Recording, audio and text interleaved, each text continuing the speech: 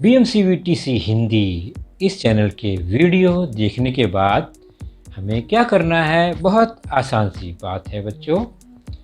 हमें सबसे पहले वीडियो के डिस्क्रिप्शन बॉक्स में जाना है और उसमें कुछ आसान से प्रश्न दिए गए हैं जिसका वीडियो आपने अभी देखा है और उसे हल करने का प्रयास कीजिए। उसके बाद उसी डिस्क्रिप्शन बॉक्स में इस वीडियो से संबंधित अपने मत व्यक्त कीजिए। गूगल फॉर्म द्वारा एक छोटा सा लिंक दिया गया है, उसे क्लिक करिए और उसमें एंट्री करिए। और अंत में जाते जाते हमें इस चैनल को लाइक करना है, सब्सक्राइब भी करना है ताकि आने वाले वीडियो की जानकारी आपको मिलती रहे। तो है ना आसान सा काम? चलिए देखते हैं अपना वीडियो।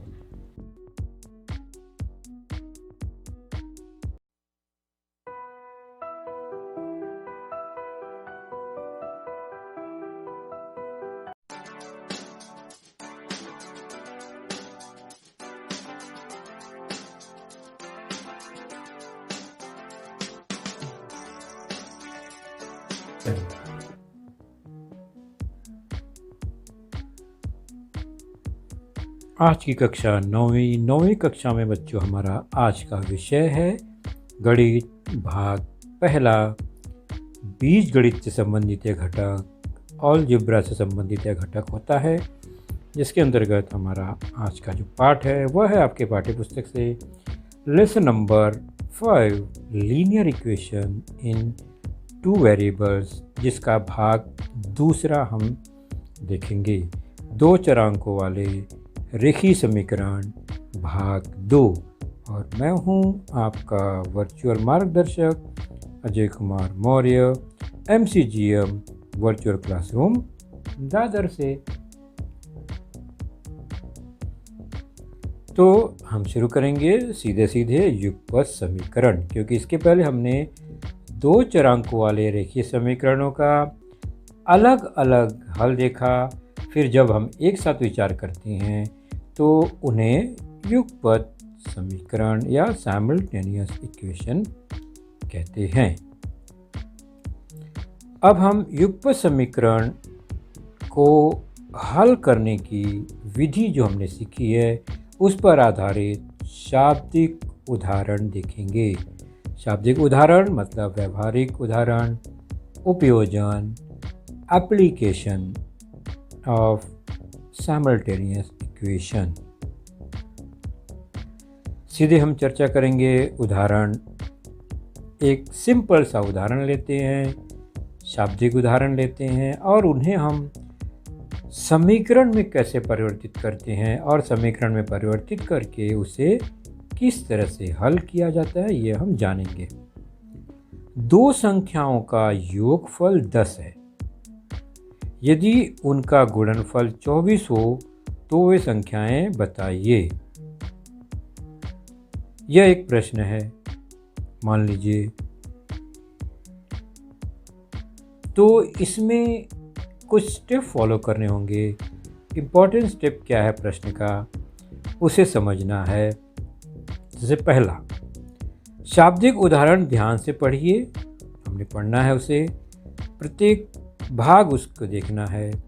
और दी गई जानकारी में जो व्यंजक है, किन 2 राशियों व्यंजकों की चर्चा की गई है, उसके लिए हम चरांक का प्रयोग XY, AB, LM, PQ कोई भी ले सकती हैं। सामान्य तौर पर हम XY लेते हैं और अधिक है तो AB भी लेते हैं। उसके बाद दी गई जानकारी के हिसाब से उसका समीकरण बनाएंगे, शर्तों को पूरा करने वाले समीकरण बनाएंगे और फिर समीकरण को हल करेंगे। ध्यान रखेंगे यहाँ पर 2 चरांक आएंगे तो 2 चरांकों वाले रेखीय समीकरण को हल कैसे करते हैं उस हिसाब से ही हमें यह देखना होगा। तो जानकारी में संख्याएं हैं व्यंजक, यानी 2 संख्या, तो हमें एक x एक y मानना होगा, एक a या एक b मानना होगा। इस तरह से मानेंगे। और उसके बाद जानकारी है कि उनका योगफल या उनका गुणनफल या उनका अंतर या तुलनात्मक, इस तरह से अलग अलग जानकारी दी गई होगी। इसी जानकारियों को ध्यान में रखकर हमें समीकरण बनाना है और हल करना है। चलिए, वो रहा एक उदाहरण। अब हम चलते हैं लीनियर इक्वेशन बनाकर किस तरह से उदाहरण को हल करते हैं। एक उदाहरण है यह, दो संख्याओं का योगफल 10 है। ध्यान से पढ़ा हमने।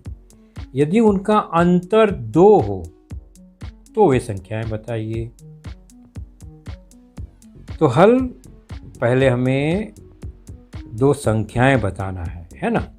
तो उन दो संख्याओं में से एक को x, एक को y मानेंगे, जानकारी के हिसाब से, शर्तों के हिसाब से।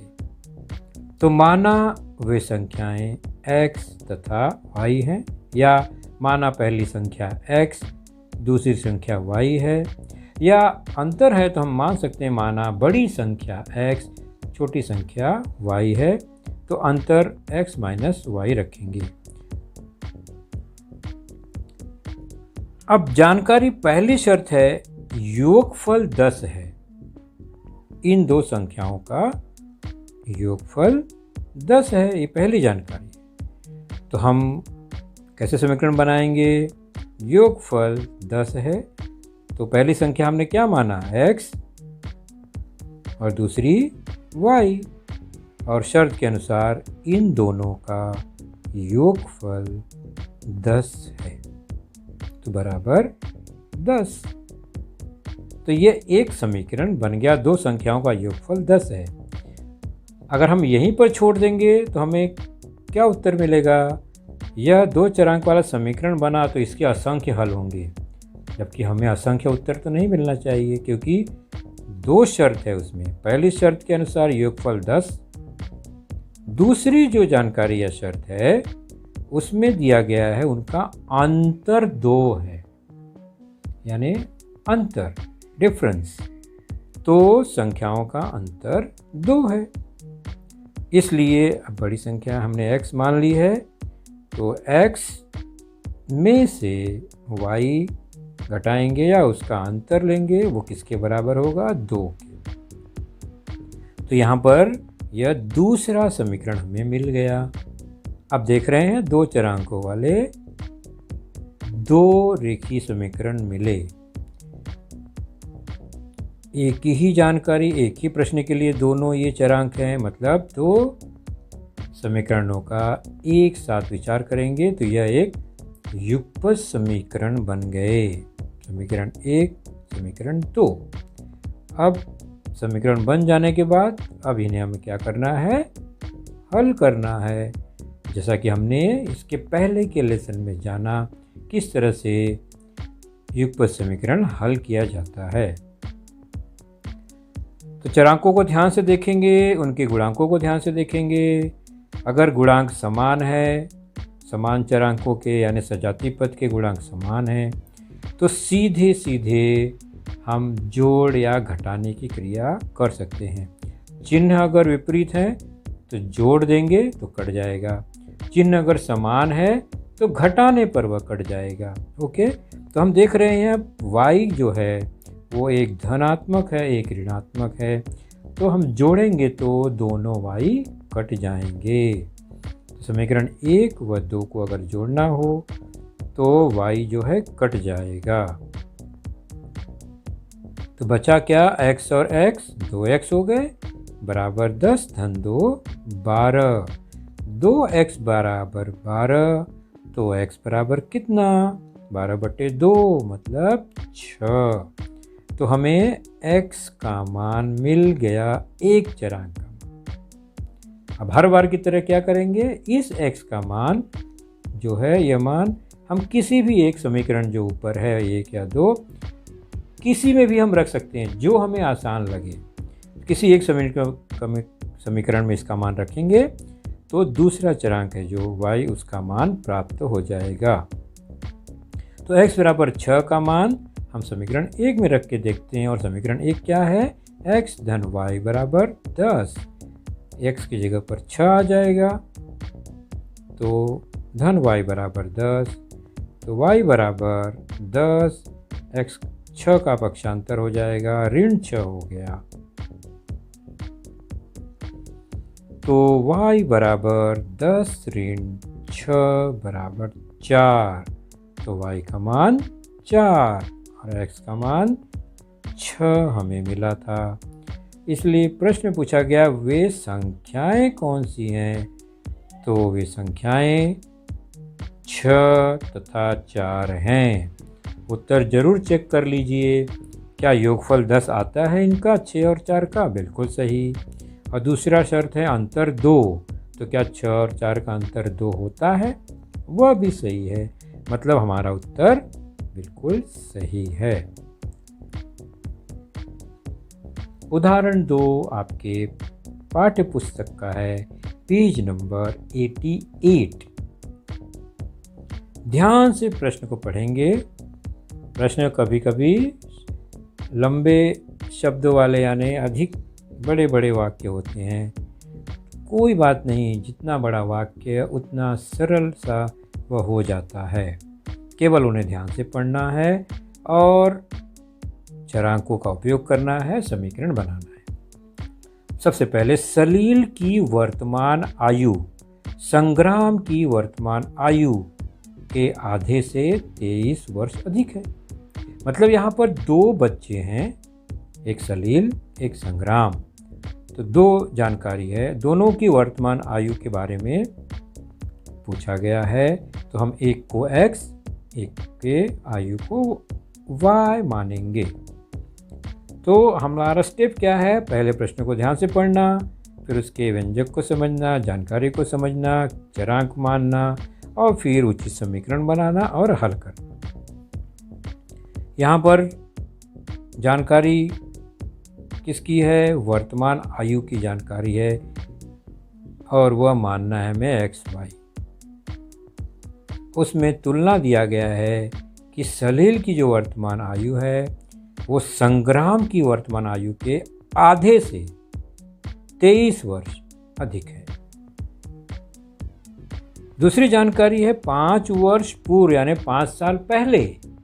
ध्यान रखो, आयु में जब भी प्रश्न ऐसे आते हैं 5 साल पहले मतलब दोनों की आयु 5 साल कम हो जाएगी, यानी दोनों में से 5 घटेगा। 5 वर्ष बाद पूछा गया हो तो 5 वर्ष जोड़ेंगे दोनों में, दोनों 5-5 साल बढ़ जाएंगे ना। तो सबकी उम्र एक साथ उतनी कम होगी या एक साथ उतनी बढ़ेगी। ऐसे प्रश्नों में, आयु के प्रश्नों में ये ध्यान रखना है।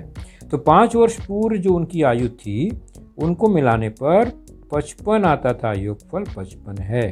तो ये दूसरी जानकारी है। इन्हीं 2 जानकारी पर समीकरण हमें तैयार करने हैं। चलो शुरू करते हैं। सबसे पहले दोनों की वर्तमान आयु को मान लेते हैं। माना सलील की वर्तमान आयु x तथा संग्राम की वर्तमान आयु y है, ये मान लिया हमने। अब क्या है?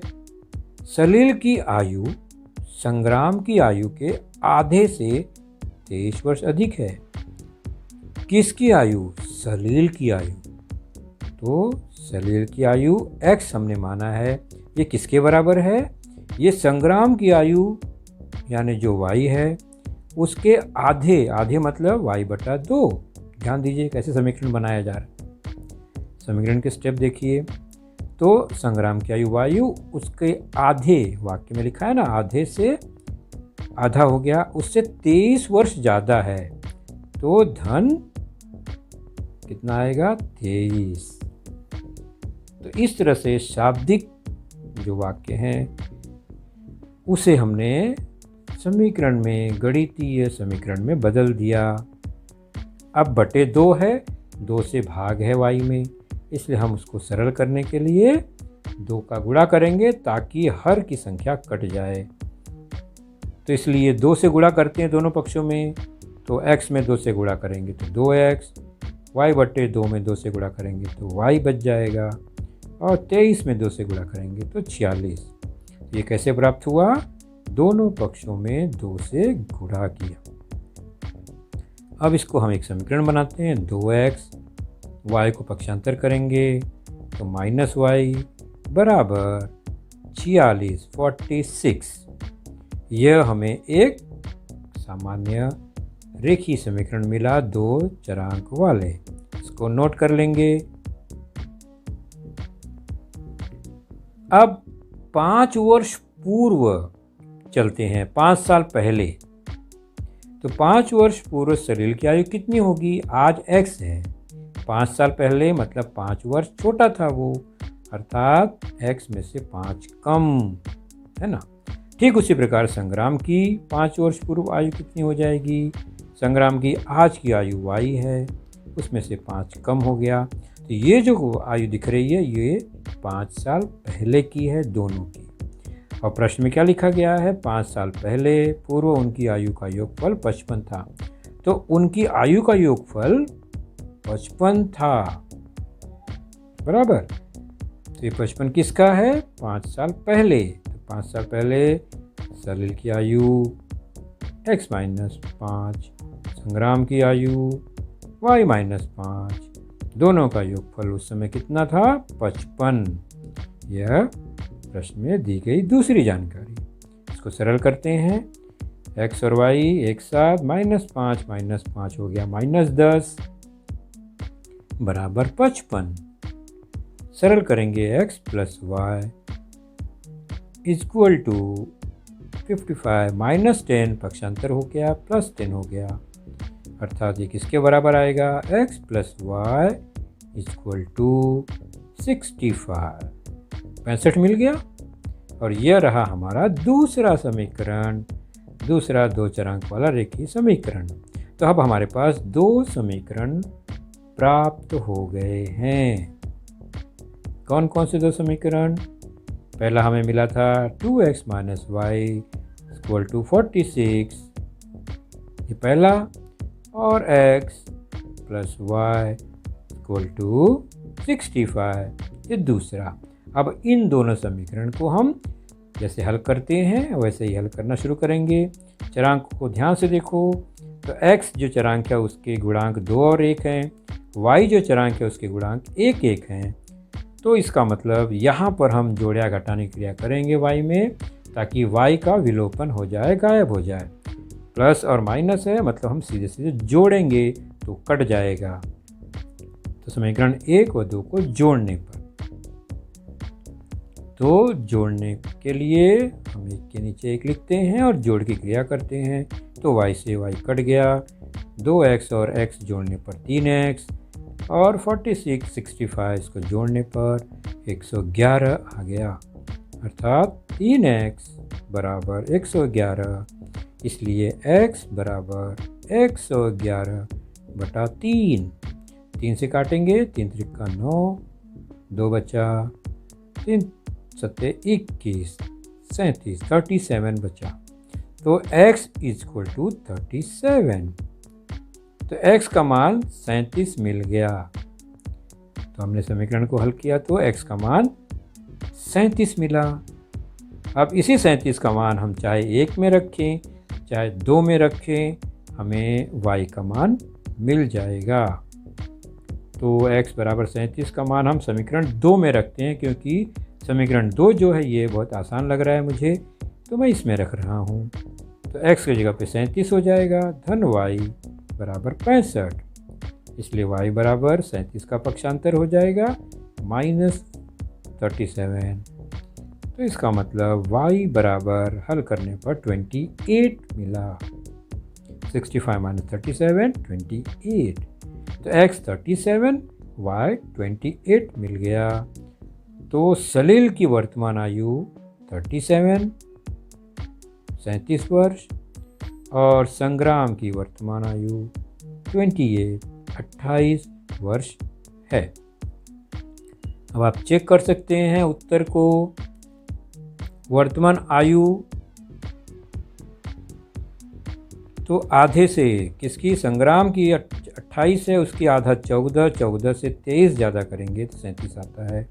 दूसरी जानकारी में 5 वर्ष पहले दोनों की आयु कितनी होगी?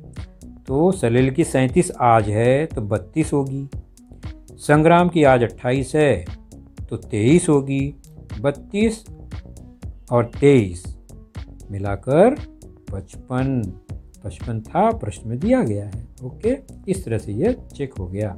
फाइनल उत्तर, सलील की वर्तमान आयु 37 वर्ष, संग्राम की वर्तमान आयु 28 वर्ष हुई।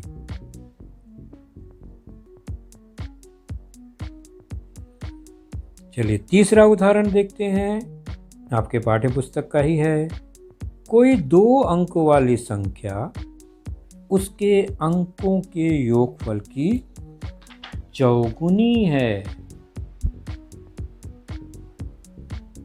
ध्यान से देखेंगे प्रश्न को, ये संख्याओं का प्रश्न है।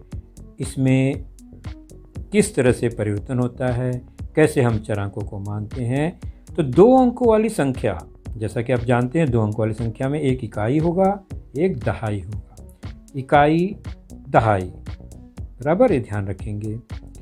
तो 2 अंक वाली संख्या है और उनके अंकों का योगफल की चौगुनी है। ये जो संख्या है, अंकों को जोड़ने पर जो भी आएगा उसका चौगुना है।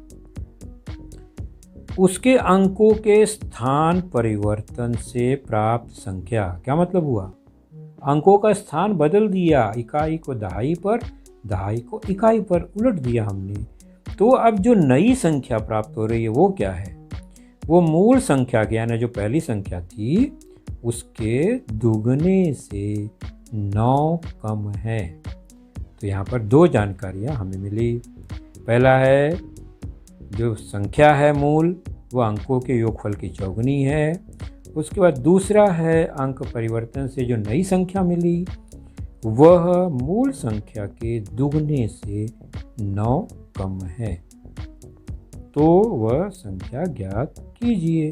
चलिए, तो पहले 2 अंक वाली संख्या है, उसमें इकाई और दहाई है। तो हम मानेंगे, माना दी गई 2 अंक वाली संख्या का इकाई स्थान x, ध्यान रखेंगे इकाई x है और दहाई y हमने मान लिया। इकाई को x, दहाई को y।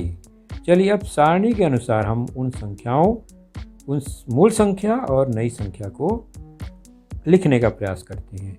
मूल संख्या के हिसाब से एक सारणी बनाते हैं जिसमें दहाई का अंक, फिर इकाई का अंक। दहाई कितना माना है हमने y, इकाई कितना माना है x मूल संख्या के लिए। तो इकाई x, दहाई y। अब मुझे बताइए, इकाई और दहाई अगर आपको पता है तो संख्या आप लिख सकते हैं क्या। मान लीजिए इकाई 1 है, दहाई 2 है, संख्या कैसे लिखेंगे, 2 1 यानी 21। 21 कैसे बनता है, दहाई में 10 का गुणा होने के बाद 20 धन 1 होता है। वैसे ही चरांकों में वही क्रिया, दहाई में 10 का गुणा करेंगे और उसमें इकाई जोड़ेंगे तो संख्या बनती है। ये स्टेप बहुत इंपॉर्टेंट है। 10y क्यों लिखा, क्योंकि दहाई में 10 का गुणा होने के बाद इकाई में उसको जोड़ेंगे तो हमें संख्या प्राप्त होती है, तो उसमें इकाई को जोड़ दिया। ये बहुत इंपॉर्टेंट स्टेप है हमेशा इस तरह की संख्या के प्रश्न में।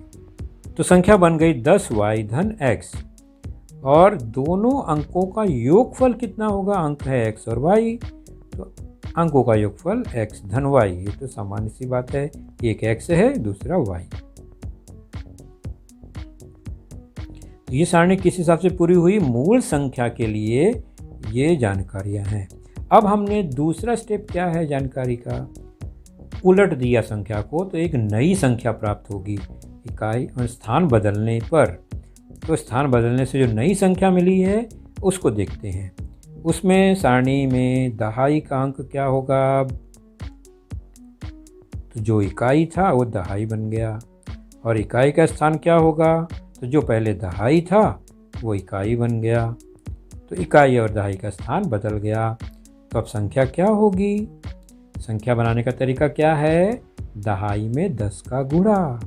अब दहाई x है इसलिए x में 10 से गुणा धन इकाई, इकाई अब है y, 10x धन y। ये अब नई संख्या बनी जो कि मूल संख्या के स्थान परिवर्तन के बाद बनी है। और नई संख्या में भी अंकों का योगफल क्या आएगा, तो अंक तो वही है x और y, इसलिए उनका योगफल x धन y, तो x और y का योगफल तो अब ये सारणी हमारे पास अवेलेबल है। इसी सारणी को देखकर हम प्रश्न की जानकारी के हिसाब से समीकरण बनाएंगे। तो अब पहली जानकारी क्या है कि 2 अंक वाली संख्या अंकों के योगफल की चौगुनी है। तो पहली शर्त है कि ये जो संख्या है, मूल संख्या 10y धन x, ये क्या है, किसके बराबर है? अंकों के योगफल के, यानी इनके जो अंकों का योगफल है उसका 4 गुना है, गुणे 4। ये एक पहली शर्त थी, इसको हम सरल रूप देंगे। उसके बाद दूसरी शर्त क्या है? प्रश्न में लिखा गया है कि दूसरी शर्त है, मतलब स्थान परिवर्तन से जो नई संख्या बनी, नई संख्या कौन सी बनी? 10x धन y। ये किसके बराबर है? ये लिखा है कि मूल संख्या के, तो मूल संख्या कौन सी है? 10y धन x। मूल संख्या के दुगने, इसका 2 गुना, और दुगने से 9 कम है, मतलब 9 घटाएंगे। तो बिल्कुल जानकारी के हिसाब से जैसा कहा गया है प्रश्न में, उस कथन के हिसाब से हमने यह एक समीकरण तैयार किया।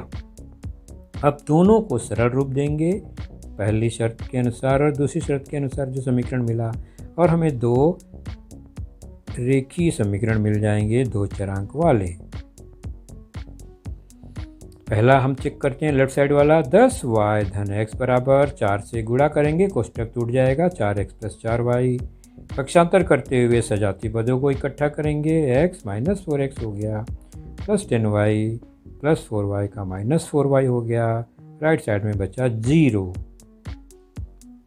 x माइनस 4x हो गया minus 3x, plus 10y minus 4y equal to 6y equal to 0। इसलिए अब हम क्या करते हैं, 3 से भाग दे देते हैं, तो minus 3x plus 2y equal to 0। ये पहला समीकरण हमने मान लिया। अब दूसरी तरफ राइट साइड का देखते हैं, सरल करते हैं। 10x प्लस y पहले जैसा ही है, बराबर 2 से गुणा करेंगे कोष्टक में, 20y प्लस 2x माइनस 9 कोष्टक के बाहर है। अब सजाती पदों को एक साथ रखेंगे, 10x, राइट साइड में प्लस 2x को यहाँ माइनस 2x, फिर प्लस y पहले से ही है, माइनस 20y राइट साइड में आ गया, बराबर माइनस 9। सरल करेंगे, सजाती पदों को हल करेंगे, 10x minus 2x 8x, y minus 20, y minus 19 हो गया, y इक्वल टू माइनस 9। इस तरह से यह बन गया समीकरण दूसरा। अब आप पहला और समीकरण दूसरा, 2 चरांक वाले 2 रेखीय समीकरण है। अब इसको हम युगपत समीकरण की तरह से हल करेंगे। अब दोनों को ध्यान से देखेंगे तो एक भी चरांक जो हैं सजाती पद के गुणांक समान नहीं है। x 8x है, 2y और 19y है। तो सरल कैसे करेंगे, समान कैसे करेंगे? तो समीकरण 1 में अगर 8 से गुणा कर दें तो वो ऋण 8x हो जाएगा, और नीचे 8x पहले से ही है, तो हमारा काम आसान हो जाएगा।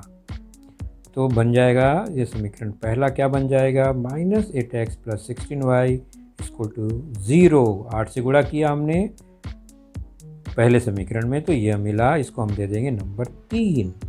अब नंबर 3 और नंबर 2 जो है उसको चेक करें, तो दोनों में x का गुणांक 8 8 है, चिन्ह विपरीत है, मतलब हम सीधे सीधे 2 और 3 को जोड़ते हैं। तो ये रहा दूसरा समीकरण और ये रहा तीसरा समीकरण। इसको अगर हम जोड़ें तो x वाले गुणांक कट जाएंगे, 0 बचेगा, minus 3y equal to minus 9। सरल करेंगे, माइनस 3 डिवाइड कर देंगे तो y इक्वल टू 3। तो y का मान 3 आ गया। और हम क्या करेंगे, इस y के मान को किसी भी समीकरण में रखेंगे। समीकरण 1 में रखते हैं, तो इस समीकरण में y की जगह पर 3 रखने पर 2y बराबर 6 हो गया। 6 समीकरण बन जाएगा -x + 6 = 0, देयरफॉर x = +6। सीधे सीधे x को पक्षांतर कर देंगे तो x धनात्मक हो जाएगा, x बराबर 6 प्राप्त होगा। तो y भी मिल गया 3, x मिल गया 6, मतलब इकाई और दहाई हमें प्राप्त हो गया। इकाई 6, दहाई 3, लेकिन प्रश्न में इकाई दहाई नहीं पूछा है, प्रश्न में वह संख्या पूछी गई है। तो इसलिए वह मूल संख्या क्या होगी, संख्या क्या थी याद है आपको, 10y + x सारणी में बना हुआ है वो। तो 10 गुणे दहाई, दहाई 3 है, धन इकाई 6 है, अर्थात 10 गुणे 3 30, धन 6 बराबर 36। तो वह मूल संख्या कौन सी हुई, वह मूल संख्या 36 है। इस तरह से हमें यह उत्तर प्राप्त हुआ। अब आपकी पाठ्य पुस्तक का प्रश्न संग्रह 5.2 पेज 90 पर यह है। हम पहला उदाहरण देखते हैं। किसी लिफाफे में कुछ 5 रुपए के और कुछ 10 रुपए के नोट हैं। तो यहाँ नोट हैं, एक 5 रुपए वाले, 10 रुपए वाले। तो यहाँ पर हमें दो चरांक x और y मिलेंगे। नोटों का कुल मूल्य 350 रुपये है। तो 5 रुपए के नोटों की संख्या 10 रुपए के नोटों की संख्या के दुगने से 10 कम है। ये दूसरी जानकारी। पहली जानकारी है नोटों का मूल्य, दूसरी जानकारी है नोटों की संख्या। तो लिफाफों में 5 रुपए तथा 10 रुपए के नोटों की कुल संख्या ज्ञात कीजिए। दोनों मिलाकर कितनी संख्या है नोटों की। तो शुरू करते हैं। माना लिफाफे में 5 रुपए वाले कुछ हैं, मतलब x हैं, और 10 रुपए वाले y नोट हैं। अब मुझे बताइए, 5 रुपए वाले 2 नोट होंगे तो 5 दूनी 10 रुपया कीमत होगी। 5 रुपए वाले 10 नोट होंगे तो 5 दहा में 50 रुपया होगा। तो 5 रुपए वाले x नोट होंगे तो कीमत कितनी होगी, 5x, और दोनों मिलाकर 350 रुपये हैं। इसलिए 5 रुपये की कीमत कुल होगी 5x और 10 रुपये वाले नोटों की कीमत होगी 10y। इनका कुल मूल्य प्रश्न में दिया गया है 350 रुपये। सरल करेंगे, 5 से भाग दे देते हैं दोनों पक्षों में। तो यह हो जाएगा x धन 2y, 5 से भाग देंगे तो 70, 5 से कट गया। तो एक ये सरल समीकरण मिल गया पहली जानकारी के हिसाब से। दूसरी शर्त क्या है, दूसरी शर्त है 5 रुपए के नोटों की संख्या, मतलब वो x, वो किसके बराबर है, 10 रुपए के नोटों की संख्या अर्थात y के दुगने यानी 2 गुना हो गया से 10 कम है, -10 हो जाएगा। इसको सरल रूप दें तो ये हो जाएगा x -2y, पक्षांतर हो गया, बराबर -10 ऋण 10। और ये हो गया दूसरा समीकरण। पहला और दूसरा समीकरण हमें प्राप्त हो गया। दोनों में x दिख रहा है, मतलब अगर हम, और दोनों में 2y भी दिख रहा है, एक में धनात्मक है एक में ऋणात्मक है, तो जोड़ने का काम करें तो y कट जाएंगे। तो x धन 2y बराबर 70 और दूसरा था x ऋण 2y बराबर ऋण 10। अब हम क्या करेंगे, सीधे सीधे इनको जोड़ देंगे तो 2y कट जाएंगे, 2x बराबर 60 हो गया। ये कैसे प्राप्त हुआ, 1 और 2 को जोड़ने पर। इसलिए x बराबर 60/2 मतलब 30। तो x का मान 30 आ गया। अब ये मान हम किसी भी एक समीकरण में रखेंगे। समीकरण 1 में रखने पर देखते हैं क्या मिलता है। तो x धन 2y बराबर 70, ये पहला समीकरण है, उसमें x 30 हो गया। तो 30 धन 2y बराबर 70, तो 2y बराबर 70 30 का पक्षांतर हुआ -30, तो 2y बराबर 40, इसलिए y बराबर 40/2 अर्थात 20। तो यहाँ पर x 10 हुआ और x 30 हुआ और y 20 हुआ, यानी 5 रुपये का 30 नोट, 10 रुपये का 20 नोट। नोटों की कुल संख्या कितनी पूछी गई है? नोटों की कुल संख्या 30 और 20, मतलब कितने नोट हैं? 50 नोट हैं। तो बच्चों, आपने देखा आज का लेसन, उसके प्रमुख मुद्दों को ध्यान से बार बार दोबारा देखकर समझने का प्रयास कीजिए, क्योंकि एक बार देखने पर किसी को भी वो पूरा मुद्दा समझ में नहीं आता। तो जैसे ही हम 2 बार 3 बार देखेंगे तो हमें वह समझ में आने लगेगा। और इसके आगे की जानकारी जो होगी बच्चों, वह निश्चित ही हमारे अगले वीडियो में होगी।